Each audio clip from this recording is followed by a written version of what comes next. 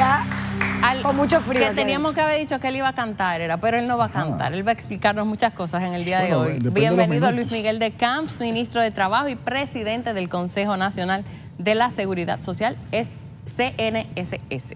Vamos a hablar primero de los aumentos de los salarios. Como ustedes quieran, continúan siendo pírricos en este país, a pesar de que se han reajustado algunos en los últimos años. Y encontramos las posiciones, o sea, todo el mundo está a favor de que se aumenten los salarios, pero por ejemplo, tuvimos aquí el otro día al presidente de la Asociación de los Industriales de Herrera y él decía que si se aumentan los salarios, eso va a repercutir en el costo final de los productos de la canasta básica, por ejemplo. Entonces, no se va a combatir la inflación con eso. ¿Qué posición tienen ustedes respecto a ese argumento que tienen algunos sectores de las MIPYMES, que son las más Ellos dicen afectadas? que no aumentan, Luis Miguel. Mira, no aguantamos un aumento salarial, otro aumento a menos de un año. O que lo subsidien, decían algunos. Bueno, en primer lugar, muchísimas gracias por permitirnos compartir con ustedes. Un saludo a María Cela, quien seguro nos está viendo desde Capadocia, en este momento. No tenía ese detalle. Primero, lo segundo, decirle que me siento muy contento porque me siento como en familia, con mi hermana y mi prima. Sí, es verdad, somos primos de sangre. Y bien, yo no te voy a contestar porque te tengo que respetar, pero bien. Llevamos 3 días, señores. Yo le llevo 3 días, pero él dice que no. No, yo no he dicho nada. Okay. Como usted diga, hay que respetar a los mayores. Pues sí, entonces, respecto del tema, miren, si algo ha demostrado este gobierno ha sido que no es un gobierno que busca la imposición, sino que busca la construcción de consensos.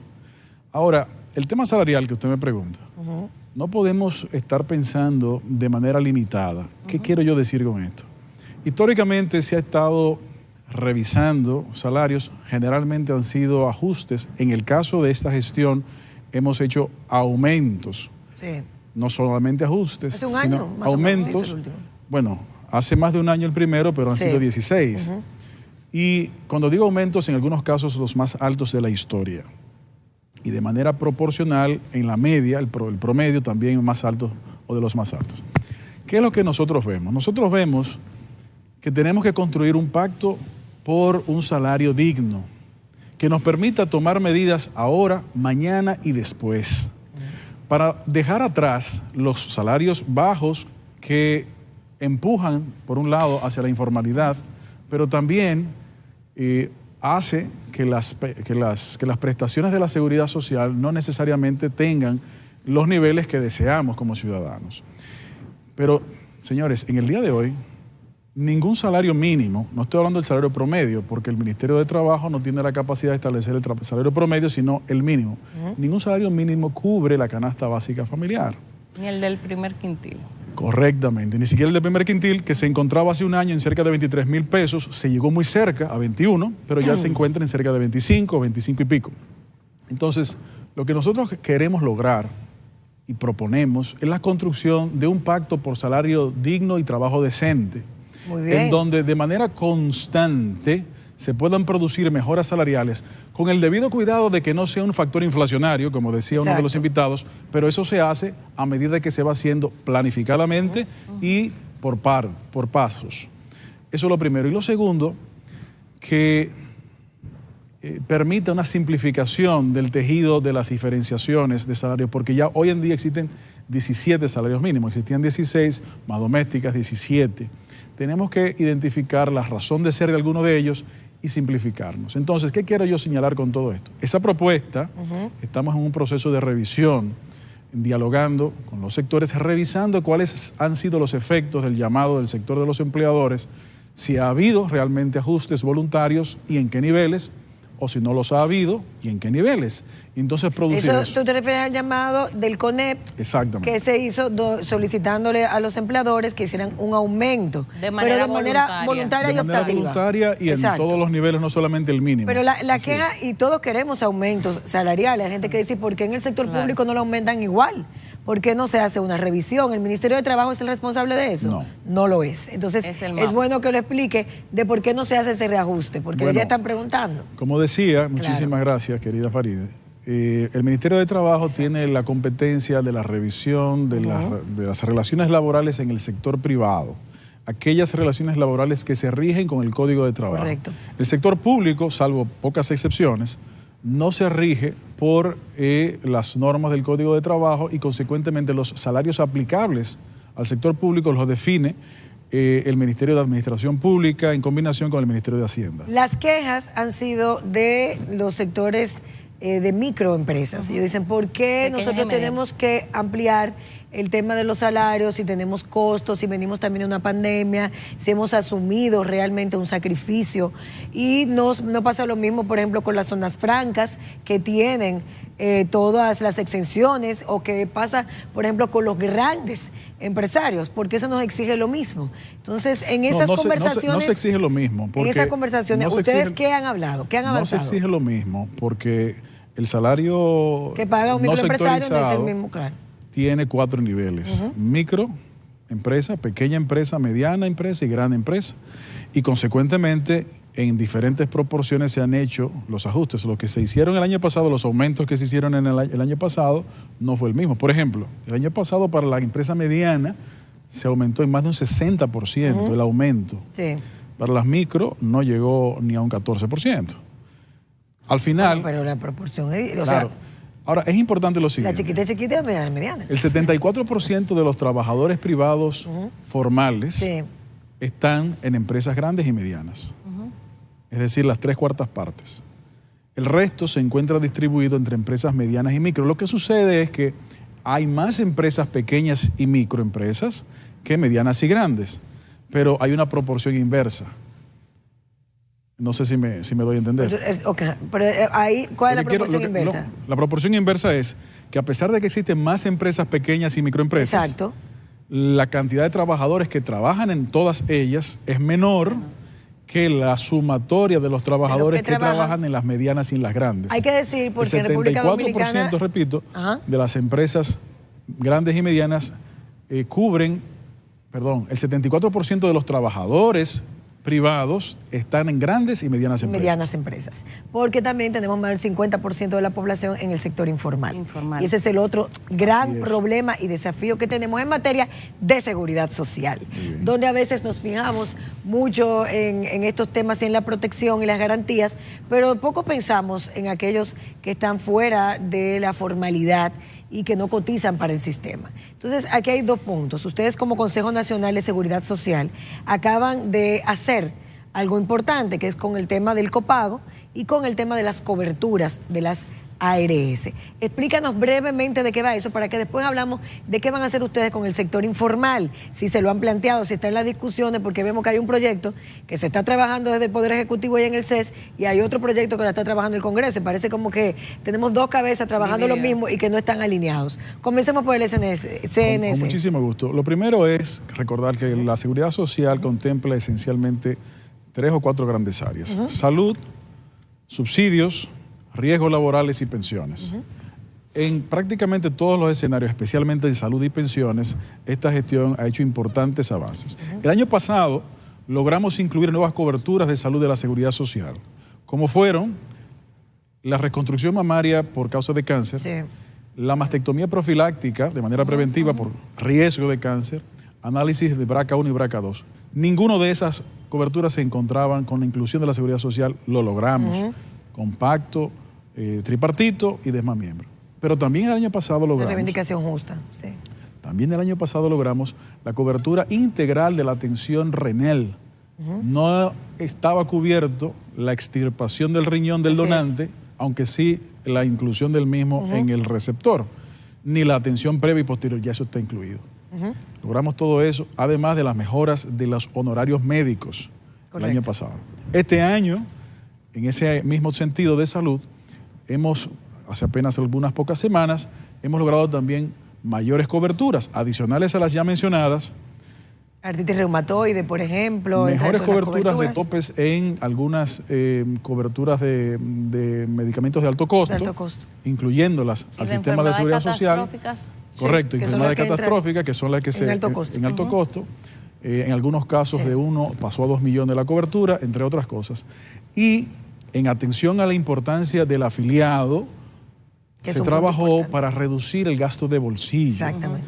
Porque al final tenemos que también ver eso, no solamente los intereses legítimos de los diferentes actores, sino tal vez el interés más importante, que es del afiliado. Antes el tope era de 2 salarios mínimos, se redujo a un solo salario mínimo como copago en una cantidad importante de procedimientos y de acciones. Eso fue en salud.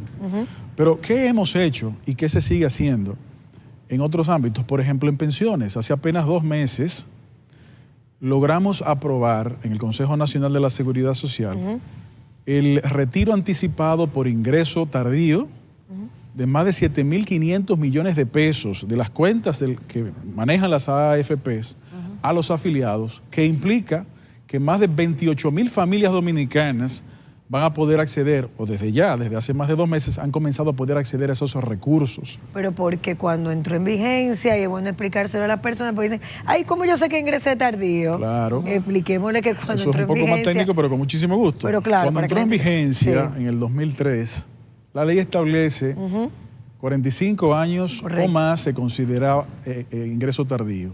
Porque en 15 años, como la fecha de pensión por jubilación es a los 60, no es posible cotizar la cantidad necesaria. O sea, que si usted tenía 50 años en el 2003...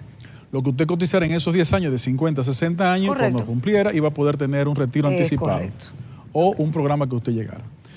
Lo que logramos hacer fue identificar que una interpretación más laxa de la ley para tomar en cuenta una cantidad de personas, 28.000 y pico de personas, que estaban en el borde, cerca de los 45 aniversarios de su nacimiento, pero con lo que se llama 45 años de edad actuarial al próximo cumpleaños, que básicamente... En el mismo año cumplía 45, por ejemplo. Y un poquito más atrás.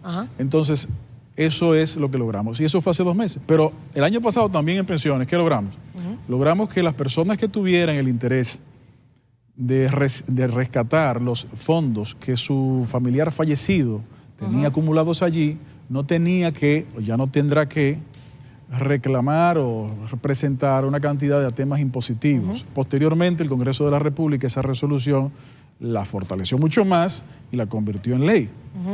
Pero eso lo hemos ido haciendo en una cantidad de reivindicaciones que, como ustedes saben, requieren el concurso del gobierno, de los trabajadores, de todos. Y de los empleadores. Antes teníamos un gobierno un poquito más tímido en estas áreas y decíamos, ¿por qué no se logran las cosas? Porque el gobierno no intervenía tanto para lograr ese consenso. Así es. Pero yo, hablando de consensos, tengo que preguntar qué vamos a hacer con la ley de seguridad social, que sabemos que hay una voluntad política expresa de reformar, y es lo que toca después de 20 años de haber aprobado un sistema nuevo, revisar los desafíos que tenemos, en qué nos quedamos atrás, si vamos a seguir con el régimen contributivo subsidiado, que apenas ahora para algo, que son las domésticas, vamos a hablar de eso, se está implementando, pero en 20 años no lo habíamos arrancado. Así es. Que ustedes no están organizados, porque en el Congreso está trabajando una ley, pero en el CES está trabajando otra. ¿Dónde está la mesa de discusión donde todos los actores legítimos están participando para darle una solución al pueblo? En todas las mesas hay participación. El gobierno central llamó al diálogo y se está desarrollando. La próxima sesión es justamente esta semana, se produce de manera constante y hemos ido avanzando. Y concomitantemente, efectivamente, el Poder Legislativo está también haciendo lo que le corresponde. Tenemos que sentarnos y eso se cumplirá cuando ambas partes tengamos algún producto inicial de borrador de propuestas y maridarlas. Se van a sentar para poder ver. Pero en el caso de la mesa del CES que nos toca codirigir, están trabajadores, empleadores, sector social y obviamente sector gobierno y la ciudadanía, porque recuerden que el gobierno estableció toda una plataforma para recibir propuestas de la ciudadanía y todas, absolutamente todas, se están tomando en cuenta, se están discutiendo. Pero como tú señalas, Faride, es una ley que hay que mejorar en 2 vertientes. En la aplicación, como hemos comenzado a mencionar en este momento, y reformas también, que significan mejoras para los afiliados, con una responsabilidad de hacer lo que se debe hacer, pero sin llevarse de los cantos de sirena que no necesariamente tienen a veces los mejores intereses. Pero estamos de acuerdo que el sistema de pensiones hay que revisarlo. La ley completa, incluyendo pensiones. El sistema de capitalización individual, que hay que plantearse nuevas alternativas, que no sea solo ese. Eso es una posibilidad, todo eso hay que discutirlo, sea una combinación de ambas, o sea una determinación más detallada de cuál es el destino y cómo es la forma de capitalizar. Y la garantía que tenga la gente. Correctamente. Esperamos que de aquí al 2024 se haya reformado esa ley porque tenemos décadas de discusión, al igual que las décadas de discusión. Antes de esa ley, perdón, antes de esa ley, ¿ustedes saben cuánto el porcentaje de la población de dominicana tenía acceso a pensiones? ¿Cuánto? Menos del 11%. ¿Por qué? No, se reformamos. Porque el sistema, Instituto Dominicano de Seguridad Social, y si usted no trabajaba en algunas instituciones públicas o en pocas instituciones privadas, no tenía. Y venimos trabajando con esas. Es importante saber eso. Que hemos avanzado. Porque la prima no conoce esa historia. Pero hemos avanzado, Luis Miguel. ¿Hemos resuelto todo el problema? No. No, hemos avanzado, pero por eso dije, después de 20 años de arrancado el sistema, que logró cambiar muchas cosas, realmente lo del SENASA ha sido una de las conquistas más grandes que se han tenido. Ha mostrado otras que es una herencia. Hay otras que hay que modificar después de 20 años. Esa es la realidad y tenemos que sentarnos en una mesa, los mismos actores de nuevo, uno de los elementos y flexibilizar. Que estamos buscando cómo materializar ahí mismo es la materialización del seguro de desempleo. El seguro de desempleo la ley lo señala en el artículo 50, la ley, pero no se ha podido materializar. Por eso, el diálogo de la reforma de la seguridad social se está llevando a cabo al mismo tiempo que estamos llevando a cabo el diálogo de reforma del Código Laboral. Hablemos del salario 17, o el que se reformó, que es el de las domésticas, que también trajo muchísima controversia porque algunos decían que entonces iban a despedir a sus domésticas porque no se iban a meter en eso. Ustedes están desarrollando este plan piloto que trata además de incluirlas en la seguridad social y que tengan todos sus seguros de salud cubiertos, etcétera. Pero se dijo que había una ventanilla donde iba a ser muy fácil uno registrar a su empleado o las mismas, no sé cómo funcionaría si las mismas empleadas se registran. ¿Cuándo va a empezar a funcionar esto o si ya está funcionando? Miren, ¿y cuántas personas hay? Cuando se dio a conocer las resoluciones que dieron la posibilidad de formalizar el trabajo doméstico, que son 3 resoluciones. La resolución regulatoria del Ministerio de Trabajo, la resolución salarial del Comité Nacional de Salarios y la resolución de Seguridad Social del Consejo Nacional de Seguridad Social. Las 3 se hicieron de manera concomitante y las 3 señalan un plazo para comenzar su aplicación de 3 meses. ¿Por qué? Es decir, en este momento todavía no ha comenzado su aplicación porque estamos avanzando en la materialización de la facilidad tecnológica para el registro simplificado de la seguridad social. Y también en las próximas semanas, Dios mediante, debe comenzar a salir toda una campaña de educación para los trabajadores, para los empleadores, para entrar en detalles de cuál sería el proceso de registro, pero también cuál es la ventaja, no solamente para los trabajadores, principalmente mujeres, más de 140,000 personas, que por cierto representan el segundo sector de la economía dominicana con mayor presencia de mujeres. No, eso ha sido una de las mejores noticias que ustedes nos han traído. Esta inclusión, pero de verdad, una conquista. Después de comercio y servicios, trabajo doméstico es el sector que más mujeres... Pero ¿cómo va el proceso, Luis Miguel? 3 meses se dieron para eso. Pasado, me están haciendo señas ya. No, pero que coja me están haciendo señas. No lo van a contar, Farideh. Y le están haciendo preguntas a ustedes en las redes sociales. Quiero hacer la respuesta. Sí. La querida Farideh. ¿Cómo va el proceso? Como reitero, hemos ido avanzando para poder tener la ciudadanía y la facilidad. El objetivo es que se pueda introducir sencillamente, llenar un formulario, si se quiere presencial, pero si no se quiere presencial, se deberá poder hacer a distancia con la información y entonces hacerlo, decía, con una campaña de comunicación. Claro. Porque ese proceso detallado se va a dar a conocer con todos los detallitos. Pero también creo que es importante, y este espacio yo quiero que tengo que aprovecharlo para eso también, para informar un poco de por qué también para los empleadores de trabajo doméstico es importante y positivo. Claro. Porque por apenas 570 pesos al mes, cuando un empleado doméstico, una empleada doméstica, tenga una necesidad de licencia de maternidad, por ejemplo, va a recibir el subsidio de maternidad y lactancia y enfermedad común. Esto le va a permitir al empleador no tener que pagar 2 veces. Correcto. Va a poder subsidiar esa licencia y en el interín contratar a otra persona, por ejemplo. Y otro efecto. Y la protección social que va a tener, que no la va a tener que cargar el trabajador como el empleador, que casi siempre tiene que hacerlo. Y de manera concreta, por ejemplo, con accidentes laborales. Claro. Incluyendo accidentes de trayecto. Totalmente. Usted va hacia el trabajo o regresa del trabajo, tiene un accidente. También accidentes laborales. Eso tendría cobertura total. Señor ministro de CAMS, antes de despedir, lo que me están haciendo señas, Pero la señal es que lo prolongue. La cobertura de la salud mental. Me preguntan aquí que si hoy ustedes... Día Mundial de la Salud Mental, con tantos problemas y tan pocos psiquiatras que tenemos en este país. Mire, eso es un tema muy importante. Claro. Justamente la semana pasada se llevó a cabo el Congreso de Seguridad de Salud en el Trabajo, organizado por IDOPRIL, que tenemos el honor de participar. Sí. Y eso es, hay que entender no solamente el mal, sino el origen. A medida que las competencias nacionales e internacionales de las empresas se ha ido profundizando, se requiere mayor productividad del trabajador. Sí.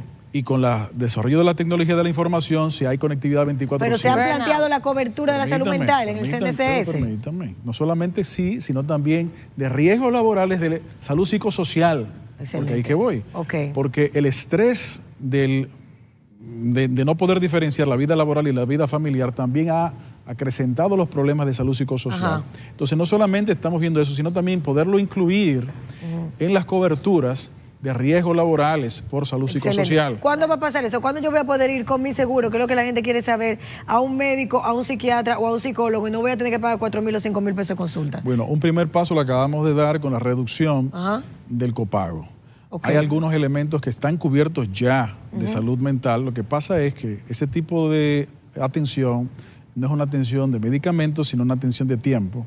Y generalmente, y estos son los médicos que me lo explican, y generalmente... Pero tenemos una ARS que lo está cubriendo, ministro, ya. Claro. Una sola. Y entonces eso significa, es un tema comercial, pero hay varias. Lo que pasa es que en diferentes modalidades. Eso significa el costo mayor. Pero en definitiva, que lo que quiero señalar respecto a esa pregunta es que es un tema no solamente por ser hoy el día que es, sino también desde que se inició la gestión, que recuerden que fue en medio de pandemia, y los efectos en la salud y la seguridad en el trabajo por la pandemia se comienzan a ver hoy cada día más. Y eso es algo que tenemos justamente en carpeta. Bueno, pues queremos que salga de carpeta pronto, ministro, eso también, ya que están haciendo tantos cambios, que incluya la salud mental, que es muy importante, la cobertura. Estamos seguros que vamos a trabajar juntos en la conformación de consensos con todos los actores. Yo quiero eso, yo quiero la reforma de la seguridad social y quiero todo eso, porque llegó el momento de que nosotros lo revisemos y nos sentemos, pero de verdad me siento muy contenta por el trabajo que ustedes vienen desarrollando y lograr esas reivindicaciones como la de las domésticas que tenían tantos años. Y lo más importante que él dijo, creo, en ese sentido, es educar al empleado, porque si el empleado no conoce sus derechos, tampoco puede exigir nada. Es así. Y esas son las campañas que el gobierno debe siempre gastar en educación a la ciudadanía, de saber cuáles son sus derechos, cómo se pagan los impuestos, cuál es su obligación, su deber ciudadano, la vacunación, que tenemos que vacunarnos, todas esas cosas educativas que nos ayudan a prevenir más que lamentar. Y esa es la verdadera cobertura de salud, la prevención. Gracias, ministro Luis Miguel de Campos, por estar con nosotros.